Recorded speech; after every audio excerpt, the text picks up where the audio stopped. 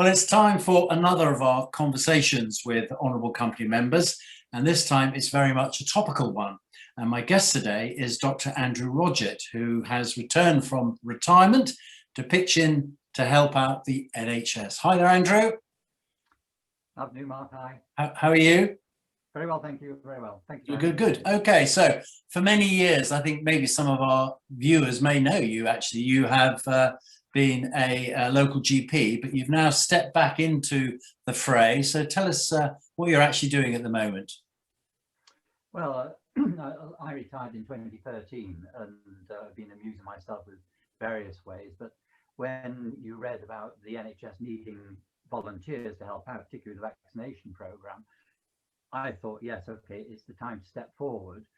But then started reading these letters in the newspapers of people being overwhelmed by bureaucracy and apparently having to do 21 modules, including terrorism, lifting, gender diversity, etc., and was slightly put off by that, but then was reassured. In actual fact, there's what they call a COVID competency framework, and essentially there's 5 or 6 modules you have to do on the NHS e-learning site, such as a module all to do with the coronavirus, a module to do with the Pfizer vaccine, one to do with the AstraZeneca, and then you also have to look up basic life support and management of anaphylaxis, because a couple of healthcare professionals had reactions very early on in the program. And in actual fact, once you've done those, which took, I don't know, 5 to 6 hours to get through them all and do the multiple choices and things, you then just had to present your certificate printed off and your background check, and you were deemed ready to go. And then it was just being shown around the Syndicate Health Centre. The staff there have relocated to a new building, and that's where they're going to do the vaccinations in the Forest of Dean. Fine. So I think it's fair to say at this stage, just to make it clear, you haven't gone back to being a GP. You've actually stepped in to help with the COVID and be one of the inoculators. Just the vaccination program, and those that were getting all that bureaucracy in the 21 modules were actually people returning to the NHS. Okay. And those of us who are simply there to do the vaccinations were allowed to give the vaccinations, but you've got to be a registered professional to actually be allowed to draw them up. Yeah. Okay. So is it, I'm not always going to use the word fun, that's not the right word, but is it something you've enjoyed or you are enjoying? Very much so, actually. I think lockdown has affected many people in many different ways, and professionals are no different in that respect. And when I've been back there I've done a couple of sessions so far, it's really good to have the camaraderie and to actually have a conversation with someone and to see members of the public. I really now have a better insight in quite my eldest daughter is in a flat in London, and I really begin to appreciate how socially isolated many people actually are. Yeah. So we see these pictures on television of sort of people having the air injections, but there must be more to it than that. But for those of us who haven't had our injections, and obviously we're too young, talk us through what happens, what goes on behind the scenes. Okay. Well, although, and I'm speaking about the Syndicate Health Centre where the Forest of Dean vaccinations are going on. There are 4 clinic rooms there occupied by a doctor or nurse to do the vaccinations. But in actual fact, there's a team of 12 or 15 people to make that happen, because you've got stewards, you've got marshals, you've got people cleaning the chairs, you've got people entering the details on the computers, you've got people in reception, you've got people checking and monitoring people after they've had the jab, because one of the rate limiting steps with the Pfizer vaccination that we've been giving out in the first instance is that everybody has to sit 2 meters apart for a quarter of an hour, which if you think about it actually limits how many people you actually get through. So to start with, the first clinic I did when we were really busy, we were roughly doing 1 person every 6 minutes. So in an afternoon session of 4 hours, between the 4 of us, we did about 200 vaccinations. And that has been slowed down because as you probably read in the papers, the government has been redirecting vaccines to other parts of the country so that they could catch up with us. In actual fact, Gloucestershire is the first county, and indeed I had a map given to me this morning by a colleague, and the only dark area showing over 90% is Gloucestershire. Wow. And that's, I think I heard Richard Graham, our MP for Gloucester, talking yesterday or the day before. I think he quoted 92%. So which is, it's really terrific. And the programme as a whole is going really well. Everywhere across the county is up to speed. All the 4 initial groups are on target to be finished, as Boris has asked, by the 15th of February.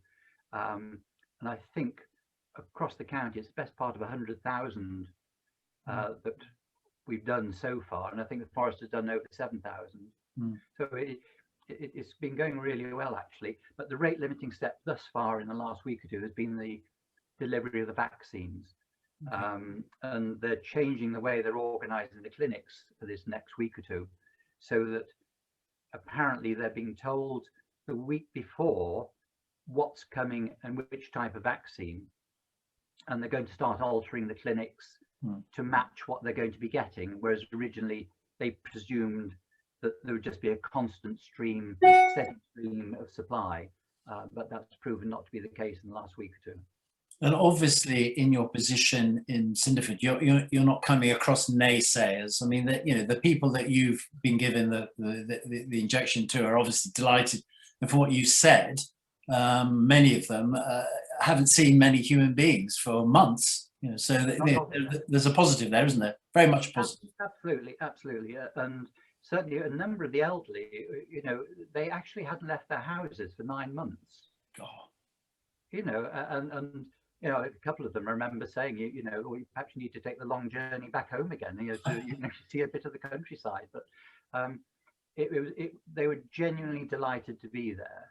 Yeah. And were just pleased that finally, at some point in the not too distant future, they may be able to get to see their family again. Yeah. And the other side of the coin is that certainly one of my friends who's a nurse doing the vaccinations, she lost her husband a couple of years ago, and lockdown she's found very socially isolating and affecting her mentally. And she's been absolutely invigorated by coming back to the clinic, where she's able to chat with people, in her words, do nursey things. And you'll carry on for however long, presumably, and your friend, your nursing colleague, will too? Well, so I understand there are roughly 70 volunteers in the Forest, of whom 20 are doctors and 25 are nurses. And thus far, there's been 4 shifts in the morning, 4 in the afternoon, times 5 days, so 40 shifts per week to be covered.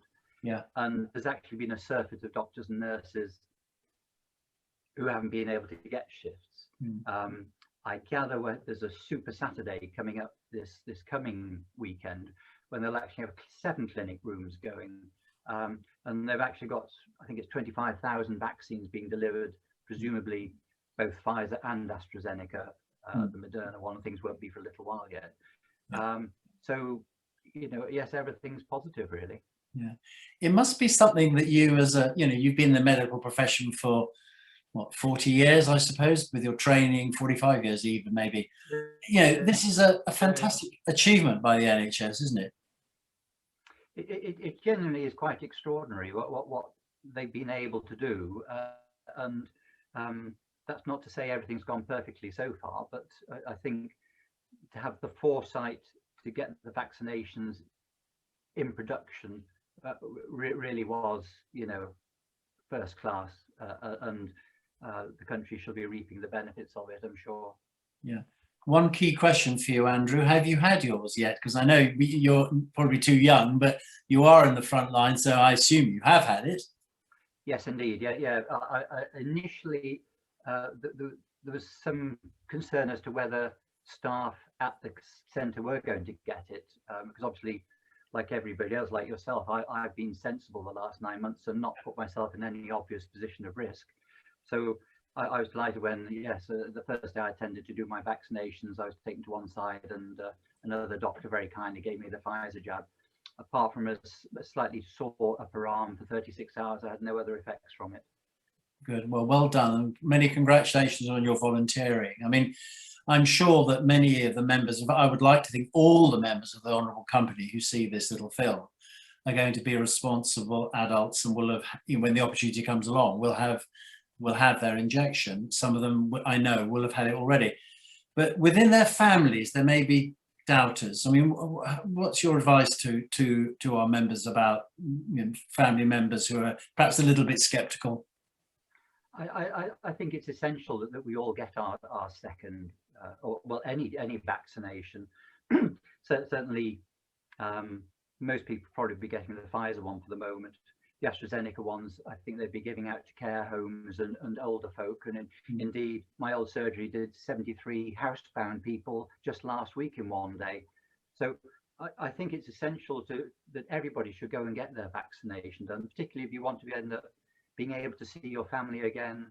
There's already talk elsewhere about passports for vaccination.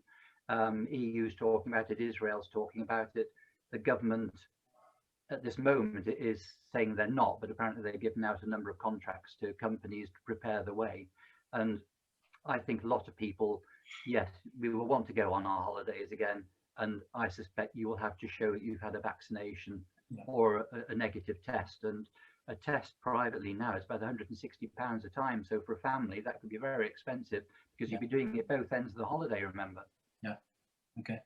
Well, Andrew, thank you very much for spending the time with us today. And fingers crossed it's not too long before we're able to share a glass. Indeed, indeed. Yeah, thank you for having me.